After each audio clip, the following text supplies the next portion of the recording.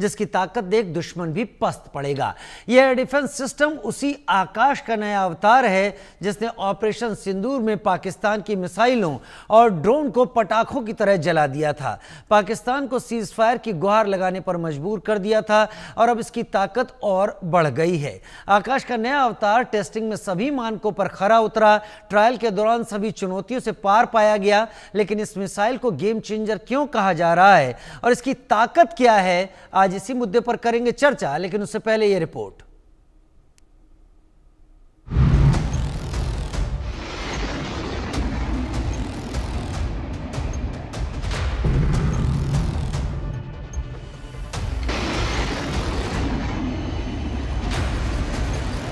आकाश का नया अवतार, सरहद पार मचा हाहाकार। पाकिस्तान की मिसाइलें ध्वस्त, आकाश के वार से दुश्मन पस्त।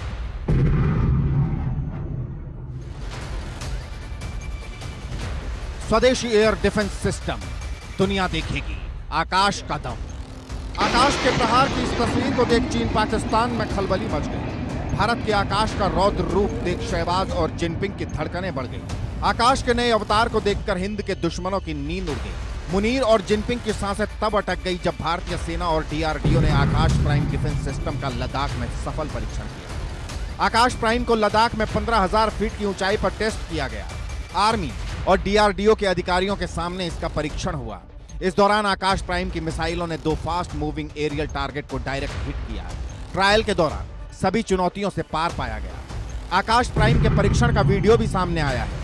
वीडियो में देखा जा सकता है कि आकाश डिफेंस सिस्टम का लक्ष्य तेजी से हवा में उड़ रहा है। इसके बाद मिसाइल लॉन्च होती है और कुछ सेकंड के अंदर लक्ष्य तबाह कर लेती है। ये वही आकाश एयर डिफेंस सिस्टम का एडवांस वर्जन है जिसने पाकिस्तान की मिसाइलों और ड्रोन को पटाखों की तरह जला दिया था। पाकिस्तान की सेना में हाहाकार मचा दिया था। शहबाज, मुनीर को पस्त कर दिया था। ऑपरेशन सिंदूर में गेम चेंजर साबित हुआ था और अब इससे भी विनाशक आकाश प्राइम दुश्मनों के छक्के छुड़ाने के लिए तैयार है। इसकी खासियत की बात करें तो आकाश प्राइम में एक स्वदेशी रेडियो फ्रीक्वेंसी सीकर है जो सटीकता के साथ तेजी से चलने वाले टारगेट को ट्रैक करने और नष्ट करने में सक्षम बनाता है। यह हेलीकॉप्टर, लड़ाकू विमान और ड्रोन को आसानी से टारगेट करने में सक्षम है। जमीन से 20 किलोमीटर तक की ऊंचाई पर ऑपरेशन करने में सक्षम है। आकाश प्राइम 20 से 45 किलोमीटर की दूरी तक टारगेट को भेज सकता है। एक साथ 64 लक्ष्यों को ट्रैक कर पारा पर हमला कर सकता है। मिसाइल में 60 किलोग्राम का विस्फोटक होता है जो हवाई खतरों को नष्ट करने में प्रभावी है। इस वेपन सिस्टम का वजन 710 किलोग्राम है। आकाश प्राइम पूरी तरह से पोर्टेबल है और इसे वाहनों पर तैनात किया जा सकता है। आकाश पूरी तरह से स्वदेशी एयर डिफेंस मिसाइल सिस्टम है जिसे डीआरडीओ ने विकसित किया है। यह सतह से हवा में मार करने वाली मिसाइल है जिससे किसी भी फाइटर जेट, क्रूज मिसाइल और बैलिस्टिक मिसाइल को आसानी से निशाना बनाया जा सकता है। भारत का ये एयर डिफेंस सिस्टम पाकिस्तान की हर साजिश को नाकाम करेगा, दुश्मन की हर हरकत पर नजर रखेगा। चीन पाकिस्तान की मिसाइल, फाइटर जेट और ड्रोन का काल बनेगा। Bureau report, India news.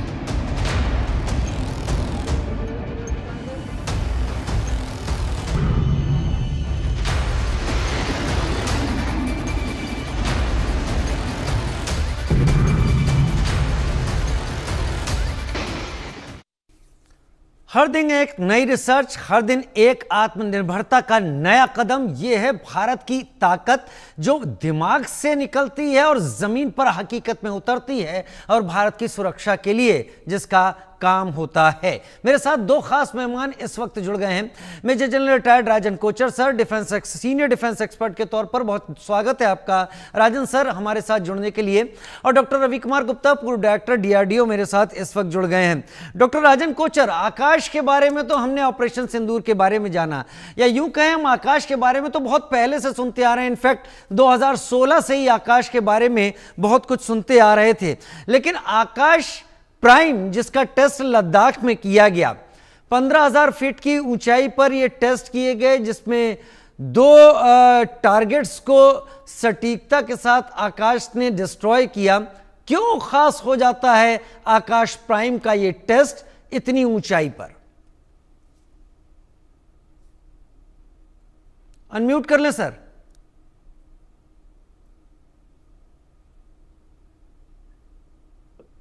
धन्यवाद राजीव जी। बहुत इम्पोर्टेंट डेवलपमेंट है ये।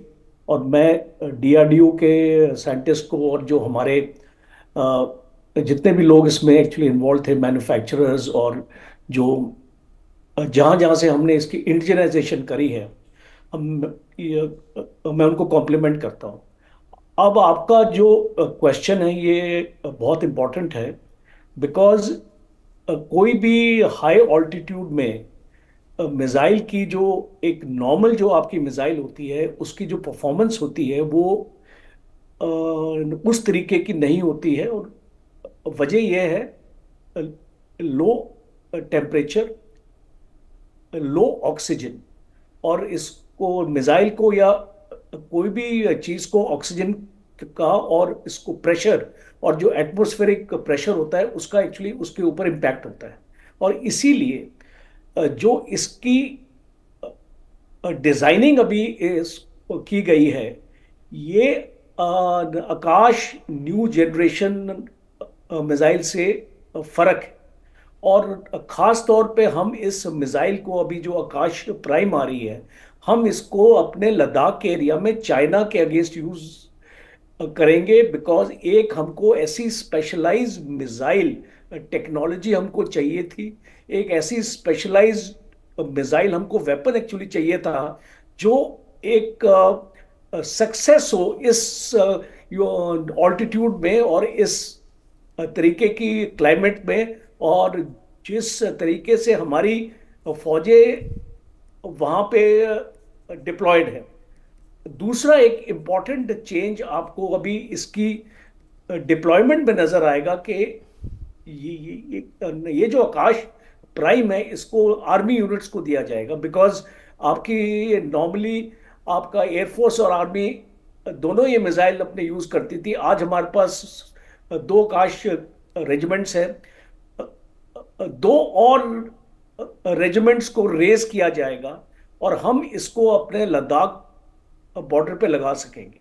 और एक सबसे इंपॉर्टेंट है एक मिसाइल का एक जो सक्सेसफुल होना, 3 इंपॉर्टेंट चीजें हैं जो एक मिसाइल को आप इसको बोल सकते हैं कि ये एक बेहतरीन मिसाइल है।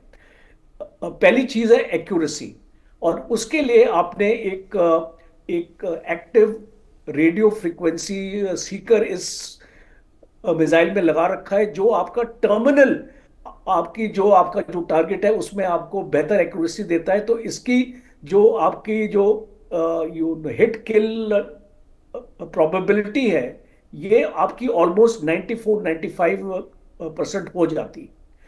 सेकेंड इंपॉर्टेंट है जो आपका स्टेल्थ का फैक्टर है, जो आपके पास ईसीसीएम के मेजर्स होते हैं इस मिसाइल में वो आपके जो अपग्रेडेड हैं, तो इस दुश्मन के रडार सिस्टम को इस मिसाइल को पकड़ना एक्चुअली मुश्किल हो जाएगा। और तीसरा है स्पीड, जो एक सुपरसोनिक स्पीड की ये मिसाइल है, 2.5 से 3 मैक की स्पीड है। और अभी आने वाले वक्त में हम जब इसको अपग्रेड करेंगे आप देखेंगे एक हमारी ये कोशिश रहेगी इस मिसाइल को एक हाइपरसोनिक स्पीड पे लेके जाना, बिकॉज आप जानते हैं कि अगले युग का जो वॉरफेयर है वो आपका जो हाइपरसोनिक वॉरफेयर होने वाला है, उसमें आपको एक बेहतर स्पीड की जरूरत पड़ेगी। आज जो हमारे पास सुपरसोनिक्स है वो आहिस्ता आहिस्ता हाइपरसोनिक में एक्चुअली कन्वर्ट हो जाएंगी। और सबसे इंपॉर्टेंट है कि जो इसका लॉन्चर है उसमें आप 4 जो एक इसकी बैटरी है, एक जो इसकी बैटरी होगी उसमें आपके पास 4 लॉन्चर होंगे, और हर एक लॉन्चर एक टारगेट को एंगेज करता है। इसका मतलब आप 4 टारगेट्स को साइमल्टेनियसली एंगेज कर पाएंगे, और ईच लॉन्चर में आप एक टाइम पे एट वन टाइम आप 2 मिसाइल फायर कर पाएंगे। तो इससे क्या होता है आपकी 8 मिसाइल्स एक टाइम पे फायर होंगी, जिससे आप दुश्मन के ज्यादा टारगेट्स को एक टाइम पे नष्ट कर पाएंगे। वाकई आपने बहुत डिटेल दे दी, और आपने ये 8 मिसाइल की जो बात कही है, ये अपने आप में अलग चीज़ें हैं कि 4 टारगेट को एक साथ एंगेज भी किया जा सकता है, एक साथ 8 मिसाइलें इससे होंगी। डॉक्टर रवि कुमार गुप्ता मेरे साथ, फॉर्मर डायरेक्टर DRDO, मेरे साथ इस वक्त जुड़े हुए हैं, और आपसे मैं जानना चाहूँगा डिज़ाइनिंग को लेकर। सबसे बड़ी बात कि इसमें 2 फैक्टर बहुत अलग हैं। एक तो ये पूरी तरह स्वदेशी है, दूसरा फैक्टर यहां पर है कि ऊंचाई वाले इलाकों में, ठंड वाले इलाकों में सटीक वार करने के लिए बनाई गई है। ये कितना टफ होता है जब हम किसी हाई अल्टीट्यूड या टेम्परेचर वाइज किसी लो टेम्परेचर एरिया के लिए किसी वेपन को डेवलप कर रहे होते हैं। डॉक्टर रवि। धन्यवाद राजीव जी, बहुत बहुत बेहतरीन अपना प्रश्न है आपका। देखिए, जो हाई ऑल्टीट्यूड हमारे जो बॉर्डर हैं और बहुत ज्यादा है, काफी लंबी दूरी के, पूरा तकरीबन उत्तरी इलाका आपके अरुणाचल प्रदेश से लेकर के और POK के बॉर्डर्स हैं वहां तक ले देखें तो तमाम हाई ऑल्टीट्यूड एरिया है। विशेषकर लद्दाख जो है वो बहुत ज्यादा अधिक ऊंचाई वाले इलाके हैं, यहाँ की अपनी अपनी अलग समस्याएं होती हैं। तो वो उन सब समस्याओं को ध्यान में रखते हुए हमने आकाश में कुछ अपग्रेडेशन किए हैं। ऐसा नहीं है जो आकाश हमारा पहले में जो पुराना जो आकाश एग्जिस्टिंग सिस्टम है, जिसकी 2 रेजिमेंट से अधिक आर्मी के पास ऑलरेडी है, जिसको हमने ऑपरेशन सिंधु में काम करते हुए भी देखा, वो भी सक्षम है। लेकिन कुछ हालात में जाकर के ये कुछ जो हमें और अधिक अपग्रेडेशन चाहिए ना, हमने किया। और जो सबसे खास जो है वो 2 चीजों में है। बहुत ठंडे इलाके में और हाई ऑल्टीट्यूड पे कंप्लीट सिस्टम, उसका इलेक्ट्रॉनिक, उसके मैकेनिकल सिस्टम्स, पूरा मिसाइल, वो सब के सब जो है उन पे उस भीषण सर्दी का और कड़ाकी सर्दी का और अधिक ऊंचाई का, लो ऑक्सीजन, लो प्रेशर एनवायरनमेंट का कोई असर ना हो। एक तो वो है, और दूसरा जैसे जंगल साहब ने बताया अभी कि इसमें सीकर लगाया गया है। जो एग्जिस्टिंग आकाश है वो कमांड गाइडेंस पे काम करता है, जबकि ये एक इसमें अपना सीकर भी है। कमांड गाइडेंस के साथ साथ इसमें अपना सीकर भी मौजूद है। इससे क्या होता है, कमांड गाइडेंस में हम क्या करते हैं कि जो हमारे रडार हैं, इसका एक सेंट्रल एक्विजिशन रडार होता है जो पहले टारगेट को डिटेक्ट कर लेता है, उसके बाद उस डाटा को ये ट्रांसफर कर देता है। जो ट्रैकिंग रडार हैं, मल्टी फंक्शन रडार है, उनको ट्रांसफर कर देता है। अब उसके बाद वो उसको ट्रैक करते हैं, और ट्रैक करने के साथ साथ वो उसकी जो टारगेट की सही लोकेशन है वो मिसाइल को देते रहते हैं। उसके आधार पर मिसाइल उसको टारगेट को डिस्ट्रॉय करता है, वहां तक पहुंचता है। माउथ में प्रॉक्सिमिटी फ्यूज होते हैं जो कि उस टारगेट के नजदीक आते ही वो फट जाते हैं और वो टारगेट खत्म हो जाता है। अब इसमें क्या होता है कि कहीं जो आपने देखे, आपने जैसे आपने विजुअल्स दिखाए जा रहे हैं, ये पहाड़ी इलाके हैं। पहाड़ी इलाके में अगर टारगेट, अगर कोई विमान या ड्रोन या हेलीकॉप्टर वो बहुत कम ऊंचाई पे उड़ रहा है, आमतौर पर वो कोशिश करता है कि वो पहाड़ियों के पीछे छुप के वार करे, अचानक से आएगा सामने, अटैक करके चला जाएगा। तो अब उनको कैसे उनको देखा जाए, हैंडल किया जाए, क्योंकि हम जानते हैं कि जैसे मोबाइल हमारा होता है, हम घर के अंदर एक कमरे से दूसरे कमरे में जाते हैं, सिग्नल लीक पड़ जाता है, जैसे ही दीवार के पीछे आते हैं सिग्नल लीक हो जाता है। तो उसी तरह कमांड गाइडेंस में कुछ समस्या आ सकती है। ऐसा नहीं कि काम ही नहीं करेगा, लेकिन उसकी सटीकता में कुछ समस्या आ सकती है। लेकिन जब एक बार सीकर इस पर लग गया है तो अब मिसाइल की टिप के ऊपर उसकी खुद की अपनी आंखें आ गई हैं। अब वो उस कमांड गाइडेंस पर ही निर्भर नहीं है, वहां से तो डाटा ले ही रहा है, उसके साथ साथ उसकी खुद की आंखें हैं, वो खुद देख पा रहा है, टारगेट को बहुत नजदीक से देख पा रहा है। तो इसलिए जो उसकी सटीकता है अब वो बहुत अधिक बढ़ जाती है। यूं कहिए कि इस इलाके में जो भी इसका रेंज है आपका आकाश मिसाइल का, आकाश प्राइम का, उस कंप्लीट रेंज में अगर कोई एरियल थ्रेट आता है तो उसका बच के जाना नामुमकिन है, वो ध्वस्त करके ही छोड़ेगा। तो एक तरह से हम जब ये हमारे पूरी तरह डिप्लॉय हो जाते हैं तो एक तरह से हमारे पास एक दीवार बन गई, एक हमारे अम्ब्रेला बन गई कि उधर कोई दुश्मन का कोई भी टारगेट। और देखिए इसकी जो ऊंचाई है, ऊंचाई की क्षमता बहुत अधिक है। तो जितने भी नोन अभी तक हमारे थ्रेट्स हैं, ये उन तमाम एयरक्राफ्ट को डिस्ट्रॉय करने में सक्षम है। इतनी ऊंचाई तक काम कर पाने वाले, ऊंचाई से मतलब मैं डिप्लॉयमेंट की बात नहीं कर रहा हूं, मैं उस टारगेट के उड़ने की ऊंचाई की बात कर रहा हूं। 20 किलोमीटर तक, 19-20 किलोमीटर पर जो टारगेट उड़ रहा है, वो ऐसे विमान पहली बात तो बहुत कम है जो कि इतनी ऊंचाई तक जा पाते हैं, और उनको भी ये ध्वस्त करने में आकाश और आकाश प्राइम दोनों सक्षम हैं। इसके साथ ही हमारा एक और वर्जन बन रहा है जो इससे भी अधिक उन्नत होगा, उसके भी कई टेस्ट हो चुके हैं। आकाश न्यू जनरेशन है। तो क्योंकि देखिए, हम एक बार जब हम स्वदेशी सिस्टम्स को हम अपने सेनाओं में सम्मिलित करते हैं, उनको प्रयोग में लाते हैं, हमें और अधिक जानकारी मिलती है कि हमारी खुद की जो हमारे हालात हैं उनको हम कैसे बेहतर से बेहतर तरीके से हैंडल कर पाए। और इस तरह से, क्योंकि कंप्लीट सिस्टम हमारा खुद का बनाया हुआ है, हमारे अपने वैज्ञानिकों ने बनाया है, तो सेना के साथ मिलकर के उन जरूरतों को जो आगे आगे आती जाती हैं, हम निरंतर अपने हथियारों को और अधिक अपग्रेड कर पाते हैं। एक यही का भी एक बहुत बड़ा कारण है कि हमें अपने ही देश में बने, अपने ही देश में विकसित किए हुए हथियारों के ऊपर निर्भर करते हैं, तो हमारी क्षमताएं बहुत अधिक बढ़ जाती हैं। खाली हमारी सेनाओं की क्षमताएं ही नहीं, इसके साथ साथ आप देखिए कि इस आकाश को बनाने में लगभग 200 इंडस्ट्री से भी अधिक शामिल हैं। बड़ी इंडस्ट्री तो है ही, जैसे बीडीएल है, भारत इलेक्ट्रॉनिक्स है, एलएनटी है, आपका टाटा एडवांस सिस्टम्स है। इन्होंने जो योगदान दिया है तो बड़ी बड़ी कंपनियां हो गई, लेकिन छोटे छोटे लगभग 200 कंपनी, प्राइवेट इंडस्ट्रीज हैं जो इसके कलपुर्जों को बना रही हैं। ये कितना बड़ा इकोनॉमिक डेवलपमेंट है। जितने अधिक से अधिक हमारी सेना में शामिल होंगे, तो ये हमारी एक्सचेकर पर ड्रेन नहीं है, बल्कि ये हमारी जो इंडस्ट्री है, हमारे उद्योग हैं, उनको मजबूत करने में इसका बहुत बड़ा योगदान बन जाता है। राजीव, आपने बहुत खास बात यहाँ पर कही। ये पूरी तरह स्वदेशी है। इससे ही समझ में आता है कि इसकी सारी चीज़ें भारत में ही बन रही हैं, और एक बड़ी तादाद में जो कंपनियां हैं जो जैसे डिफेंस पार्टनरशिप में आगे आ रही हैं, उसका भी एक सबूत है कि आगे चलकर हम शायद बाहर मुंह ताकना ही बंद कर देंगे। Major general Rajan Kochar sir, moving target, aerial target को इसने हिट किया है। इस ऊंचाई पर मूविंग टारगेट्स हिट करना, और दूसरा रवि जी बता रहे थे कि 20 किलोमीटर की ऊंचाई, रफली अगर मैं फीट में मानूं तो करीब 65,000 फीट की ऊंचाई तक जाकर ये टारगेट को ध्वस्त कर सकती है। शायद और कोई फाइटर जेट नहीं होगा। अगर मैं B-2 बॉम्बर की बात करूं तो कुछ इतनी ऊंचाई पर वो भी फ्लाई करता है।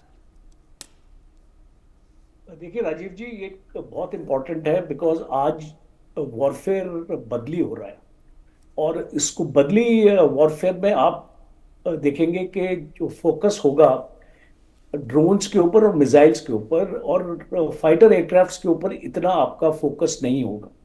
तो जो इनकमिंग आपके ऊपर जो आपके पास आपकी जो मिसाइल्स फायर होंगी, जैसे कि क्रूज मिसाइल का एग्जांपल मैं देता हूं, जो आपकी काफी लो लेवल पे फ्लाई एक्चुअली करती है, जिसको आप डिटेक्ट नहीं कर सकते हैं, और आपकी बाकी आपके बैलिस्टिक मिसाइल जो हैं और आपके ड्रोन्स जो हैं, जो बहुत हाई ऑल्टीट्यूड पे फ्लाई करते हैं, और जब वो अपने टारगेट के पास आते हैं तो ऑल्टीट्यूड उनका एक्चुअली कम होता है।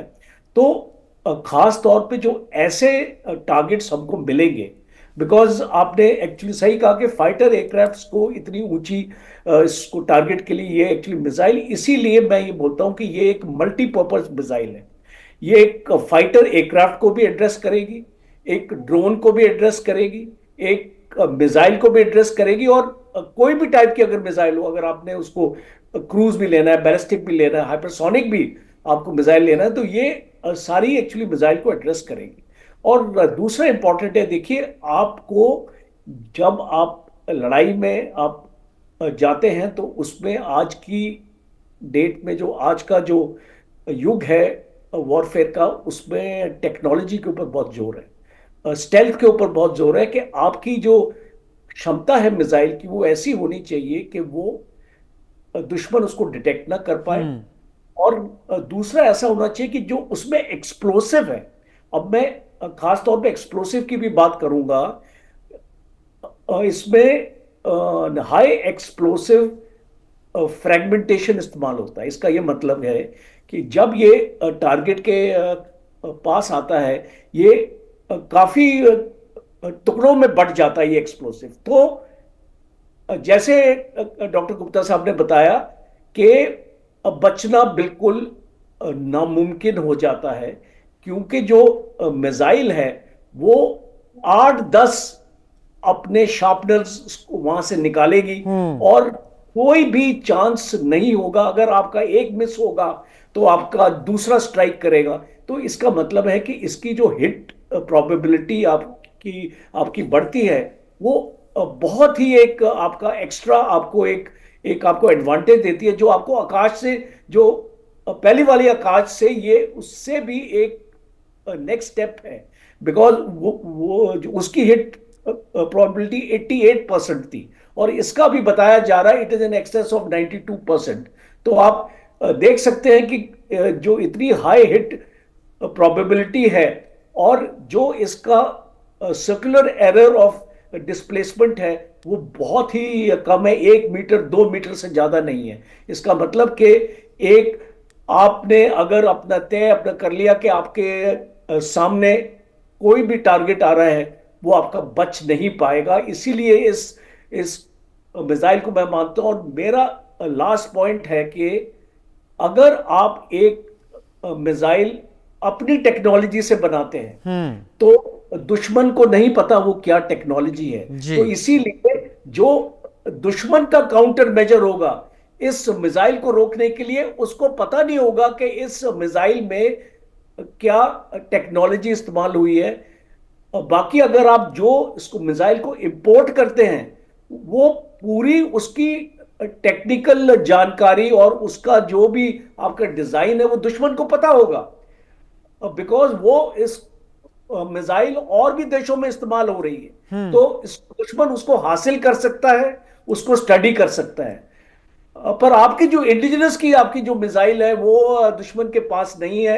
एक सरप्राइज फैक्टर आपको मिलता है इससे, और जिससे मैं हमेशा बोलता हूं कि अगर हम अपनी इंडिजिनाइजेशन पे ज्यादा जोर देंगे तो हमारे पास ऐसी शक्ति आएगी कि दुश्मन के पास कोई भी ताकत नहीं होगी वो उसको मुकाबला कर सके। वाकई अगर हम आत्मनिर्भर होंगे तो हम किसी और दूसरे के ऊपर फिर डिपेंड नहीं करेंगे और चीज़ों को बहुत बेहतर तरीके से रखेंगे। लेकिन टेस्ट एक हमें इंडिकेशन ज़रूर देता है कि हमने क्या अचीव कर लिया है, लेकिन ये अचीवमेंट तब तक कारगर शायद नहीं होता डॉक्टर गुप्ता जब तक वो ज़मीन पर अपनी प्लेसमेंट हासिल ना कर ले।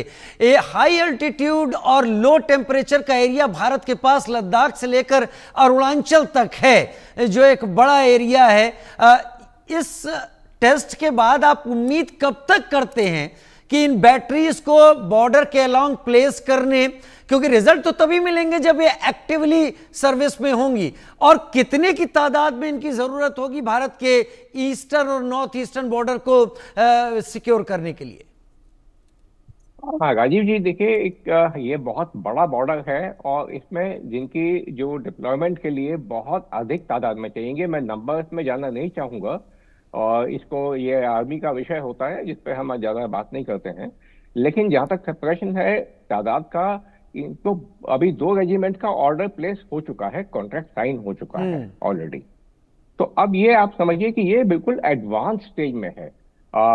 ऑलरेडी मैं समझता हूँ कि प्रोडक्शन इसका शुरुआत हो चुकी होगी, और क्योंकि लगभग आज से लगभग 2 वर्ष पहले इसका कॉन्ट्रैक्ट भी साइन हो चुका है, ऑर्डर प्लेस हो चुके हैं, जैसा कि प्रेस रिलीज में, गवर्नमेंट की प्रेस रिलीज में बताया गया है। तो अब इसमें डिप्लॉयमेंट शुरू होने में अधिक समय नहीं लगेगा और हमारे पास ये जमीनी हकीकत बन जाएगी बहुत जल्दी। और ये हमारे जो सेनाओं का, हमारे बॉर्डर्स को सुरक्षित करने में, सेनाओं की जो पोजीशंस होती हैं उनको डिफेंड करने में बहुत बड़ी अहम भूमिका अपनाएगा। मैंने सर इसीलिए पूछा कि हमारा एडवर्सरी इस बात से शायद ना पीछे हटे कि ये हमने हासिल कर लिया है, वो इस बात से जरूर सचेत हो जाएगा कि ये चीजें अब एक्टिव ऑपरेशन जो सोच है उसके दायरे में आ गई हैं, जमीन पर काम कर रही हैं। मैं माफी के साथ समय मेरे पास कम है। Doctor Gupta, major general Rajan Kochhar, बहुत शुक्रिया मेरे साथ जुड़ने के लिए। आपका छोटा सा ब्रेक, जल्द हाजिर होते हैं।